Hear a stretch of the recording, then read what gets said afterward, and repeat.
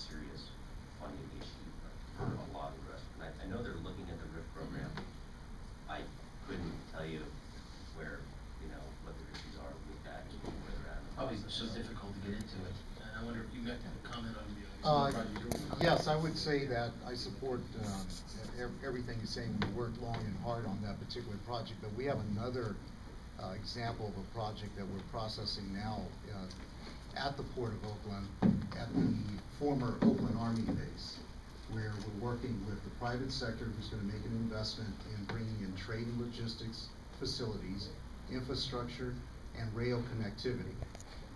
So we have private sector investment. We have investment that the state, again through TCIF fund, is coming forward, the Port of Oakland, and it's a natural where the federal government as a partner can come in and help support, move that forward, and we can improve our environment. Do the shoreline operating within the port? Or? Yes, connect our terminals with the rails. The port doesn't own the shoreline, it's a private company? It would be one of a combination of our partners, both BNSF and UP. And does the state fund, is that a grant program or is that a low cost or a low interest rate loan program? It's a matching grant program where the private sector comes in and matches 50-50 with the state. Thank you. And the other question I had, talking about roads, high-speed rail, whether it comes to California or not is still a question out there. But Mr.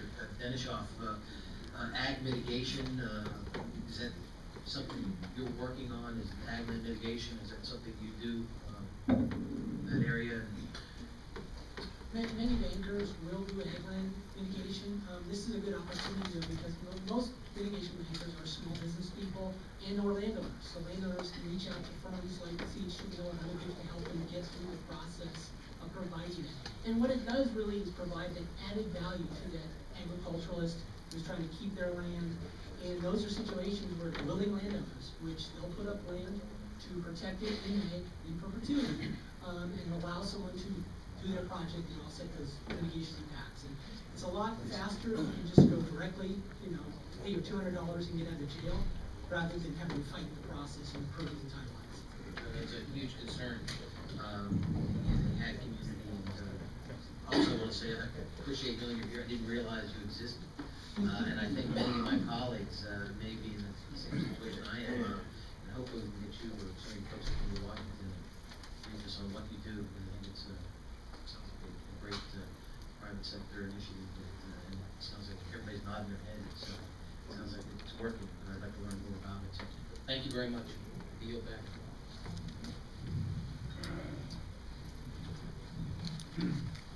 Thank you. Let me just say, I will submit some questions to some of those who've been with us and participated today. I think we've had some excellent commentaries, a good exchange. Our challenge is to take the law that we now have and make it work better as far as all projects. And we've got issues relating to delays and permitting, we've got to do that, and financing, we've got to find better ways to do that. So I'm going to call on y'all to give us some specifics. Mr. Schuster and I think Ms. Richardson also touched on, a gentleman here talked on the ports, that $6 billion in port maintenance fund that's not expended, sitting there. 35 billion sitting in the RIF, Railroad Infrastructure Finance Fund, that's not being used. Everybody's talking about raising taxes and spending more. We aren't even utilizing some of the programs that we have. And I heard someone else talking about inventorying some of the projects that have failed and money that's in the pipeline. I think Governor McDonnell from Virginia did a great job when he took over inventorying and found $1.5 billion in projects just in the state of Virginia that have not moved forward. So we've got to sort through what's not working and make it work. We have some existing finance programs, TIFIA, that does work and make it work better. And then the process. Everywhere we've gone across the country, we've heard the horror stories of projects that the cost is run up, the delivery time is delayed. So we're going to need, again, specifics as to how we speed this up, and I look forward to getting, again, specific recommendations from you all in moving forward. So I will waive my questions and submit some requests for specific details related to, again, the testimony provided to us today. We do have approximately, I see about a little, if we stretch it, 8-10 minutes, and I'll yield to Mr. Denham at this time if he has anyone else he'd like to recognize or additional questions.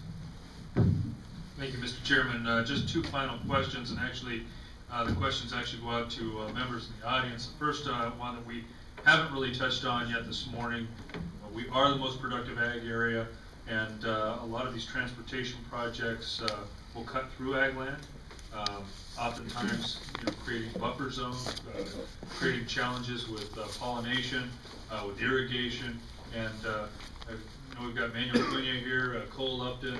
If I could have either one of you address some of those challenges as they pertain to agriculture and how we can do a better job of planning in the future. Yeah, thank you. If you could identify yourself, and I'll give each one a minute to a minute and a half, kind of like members of the House get on the floor. I will definitely. Quick comments or suggestions. Thank you very much, Mr. Chairman. Councilman Schuster, Richardson. Manuel Cunha, president of the Nisei Farmers League based in San Joaquin Valley. The biggest thing we're facing with, and I will comment on 2 seconds, we're at the Port of Oakland, tremendous port for agriculture goods. We're 37% of that port's total of containers. We are their biggest customer. We need to look at a distribution system in between Mendota so we can eliminate containers going into the port, because in California we have the most stringent air quality issues. Also, the Federal Clean Air Act is in conflict with transportation funding and those things as well, Mr. Schuster. Congressman, you know that, and thank you. On the item that you talked about, high-speed rail, what is being proposed, the disappointment of this whole process is communications has been very, very bad. Agriculture, over the last 10 months, has submitted a lot of questions. Infrastructure to cost of land, what is proposed now in the corridor, is approximately 40,000 acres of land will be destroyed. That will be many, many thousands of farm jobs lost. And farms with the buffer zones, we have not gotten any answers. So I am very disappointed. I serve on an immigration subcommittee, the most difficult issue there is.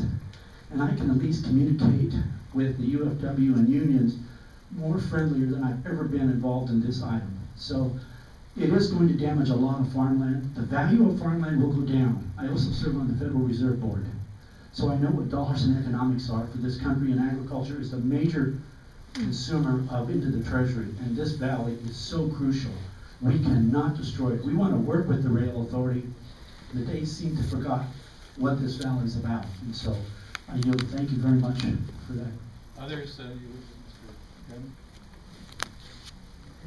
Yeah, thank you, Mr. Chairman. My name is Cole Upton. I'm a farmer, but I'm also on 2 irrigation districts. And I will speak a little bit about high-speed rail. And just to let you know, I wasn't mistreated on a train as a young man, so I have nothing against high-speed rail or any other train. But Manuel said the way this has been administered and presented to us is destroying our existing infrastructure that we have for agriculture, that it's taken decades to build, canals, pumps, etc. We need to seamlessly integrate this project into what we're doing now. And that can be done if they'll just listen to us and work with us. But it's been very difficult to get that across.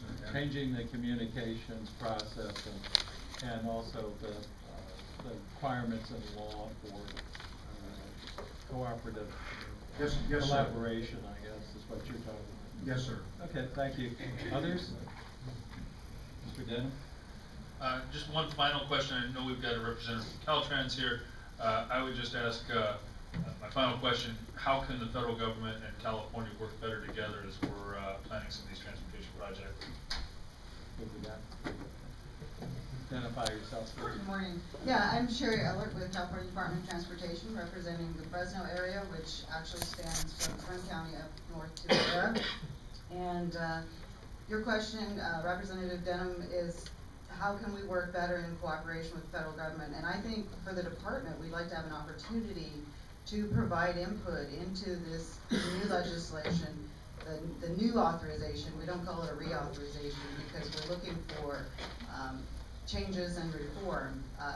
Many of those things have been talked about today. I was very pleased with the discussion that I heard from the panel. We want to emphasize goods movement. We know that that's a well-known fact that stimulates the economy, creates jobs. We talked a lot about streamlining the project development process, and I think we probably can provide a lot of input into that. Maybe we can work with Commissioner Seaming and provide direct input to you. You guys talked about some specific examples of costs for the environmental process, what those mitigation costs are. I'm sure we have a lot of statistics and information that we can help provide to you. For us, our biggest challenges are the environmental, some of it's timeline and some of it's cost. In the beginning, it's timeline.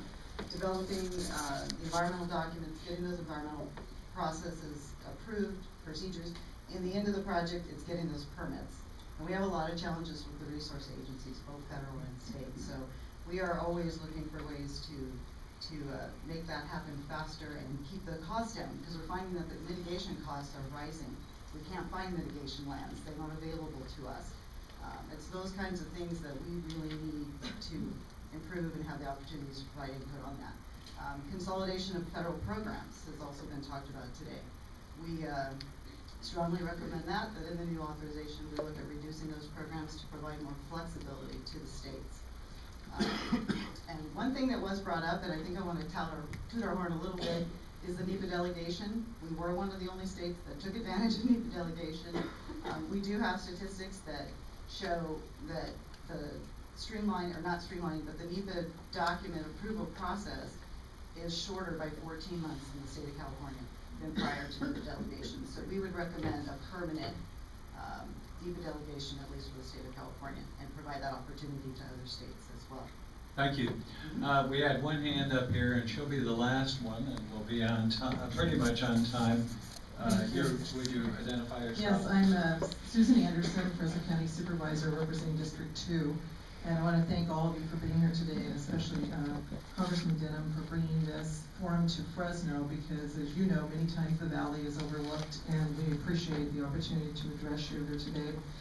I am co-chairing the Fresno Works effort with Supervisor Henry Correa, and there are many people here today who are with that effort who are supporting high-speed rail. I also wanted to just comment on Manuel Cruz's comment. We do have a meeting this Friday that we are coordinating with Supervisor Larson and myself are going to be bringing the manual and some folks with his group and the High Speed Rail Authority staff together to address the communication issue and try to facilitate that. So we think that's going to be a good meeting on Friday. But we want to encourage you to really think big, think long term, think about the next generations and what we need for transportation. And one way to improve transportation for industry is to get people off the road so that we have more capacity for trucks. And we really believe that the way to do that is through high-speed rail. So I would like to ask, if I could, to just ask everybody who's here supporting high-speed rail to stand quickly. We have a great coalition here in Fresno that is made up of business, government, education, people who are working on getting high-speed rail here through the Valley. We think it helps the Valley more than any place else in California. It connects us, it connects California, and we believe that high-speed rail here in California can set the example for our nation. And so we thank you. We want to make sure that you're hearing us on this issue and that you don't forget about how we make that happen. But thank you.